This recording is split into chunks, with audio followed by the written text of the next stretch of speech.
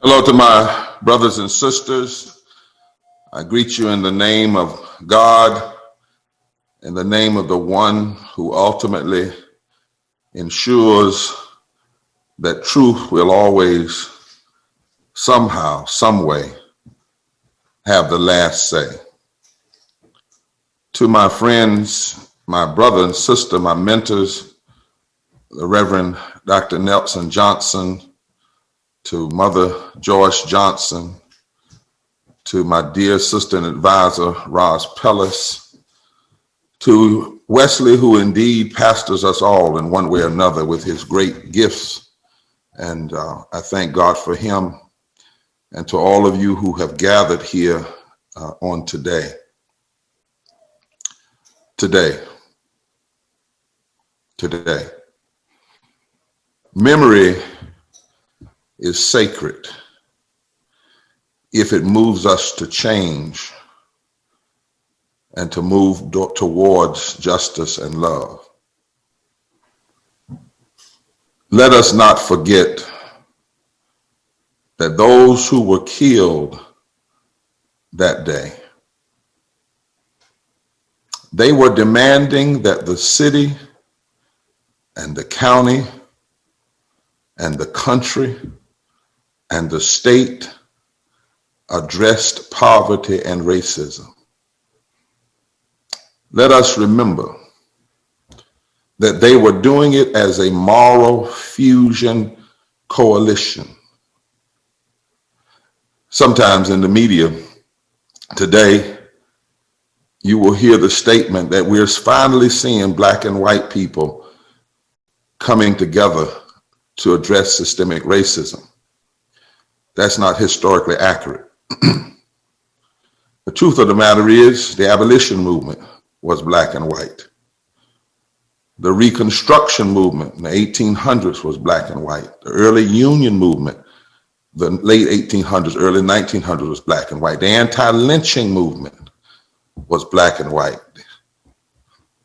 The Civil Rights movement was Black and white and Jewish and Muslim and Christian.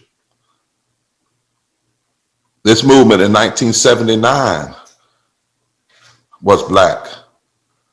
It was white. It was Jewish. It was Latino. It was young. And it was older. In fact, that's why they were attacked. Because they were a fusion coalition that did not believe that racism, systemic racism, should only be an issue for Black people, and that economic injustice should only be an issue for white people. And they did not believe that you could deal with the issues of systemic racism and systemic poverty in separate camps. This is why they were attacked. Some of them had been a part of Black movements and only white movements prior to them coming together. But in '79, after the murder of Dr. King in '68 and trying to continue that legacy and remembering what he said about the triune evils of poverty, racism, and war, they were together. That's why they were attacked. They attacked because they were called ugly names, that, well, they really aren't ugly names. They're just names that people today even still try to use. When you believe in healthcare, they call you a socialist. When you believe in living wages, they call you a socialist. When you believe in treating everybody right. But I thought that's what Jesus believed in. I thought that's what God believed in. I thought that's what the Bible believes in. I thought that's what our Constitution believes in when it says that we are called to establish justice. We're called to provide for the common good. We're called to provide for the common defense and promote the general welfare. Yes, welfare is a constitutional word. We're called to ensure domestic tranquility, not domestic division. We're called to life, liberty, and the pursuit of happiness, and anything that is against that, we are called by our founding documents to alter it. We are called to establish to equal protection under the law, not for all citizens, but for all persons. And so in '79, all of those that were there that day And the 5 that were brutally murdered, they were simply saying to America, be true to what you say on paper. Be true to what you swear on with your hands on Bibles to uphold, and they were attacked. But it is also why their struggle could not end.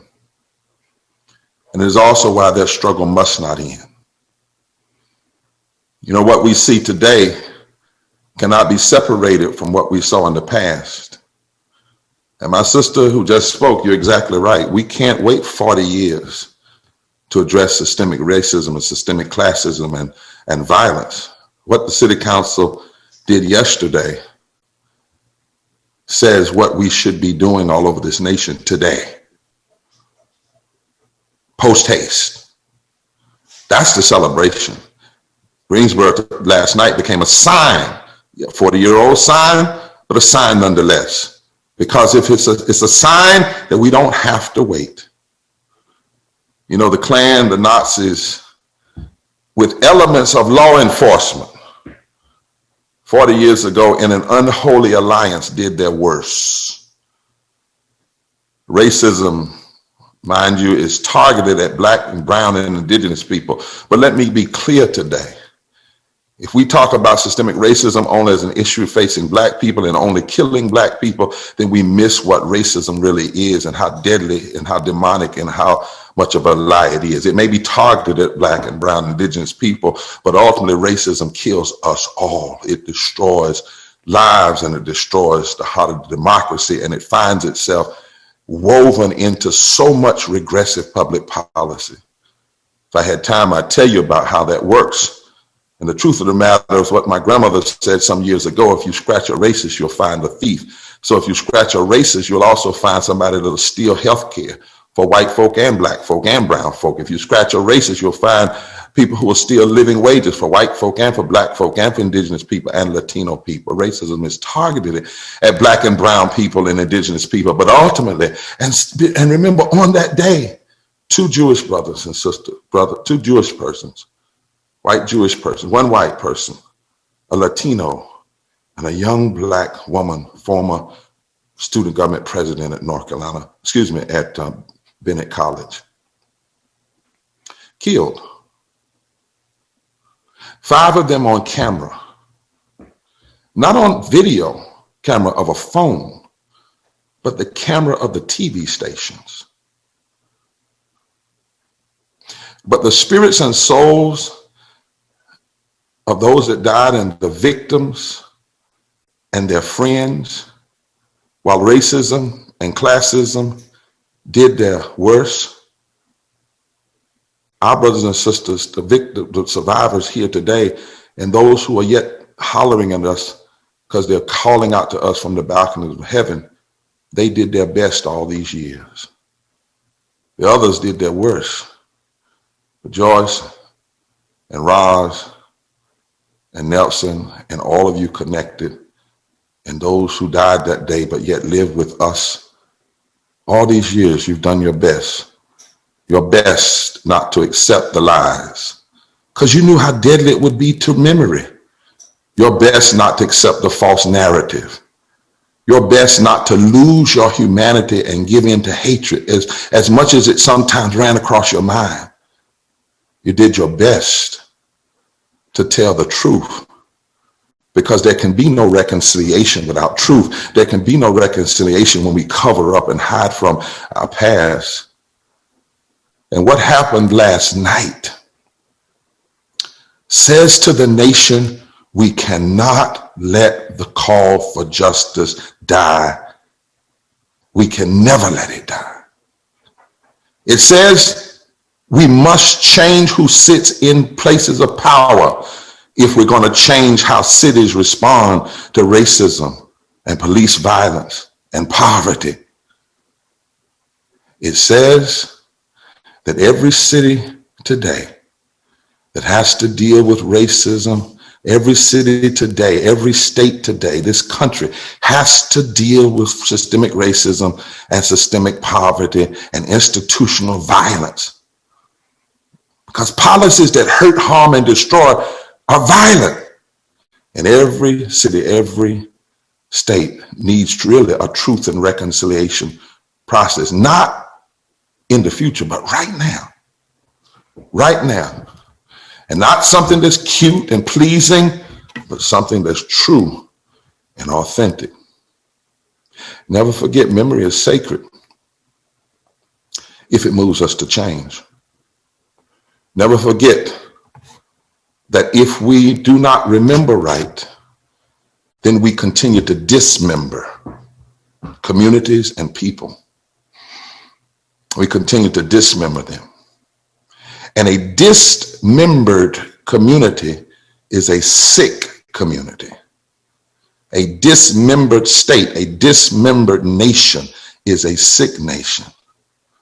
But a beloved community, a beloved state, a beloved country that remembers right and then changes, understands that in order to be beloved, you can't cut anybody out, and you can't deny the truth, and you must be about healing, and healing must be rooted not just in words, but the works of repentance, and the works of repentance require the works of changed public policy until all of us, Nelson, can walk together as God's children.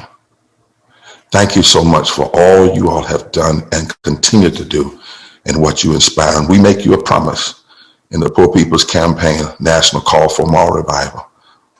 We will not leave this work undone until we address in this nation systemic racism in all of its forms, systemic poverty, ecological devastation, the war economy, and the false moral narrative of religious nationalism. Yes.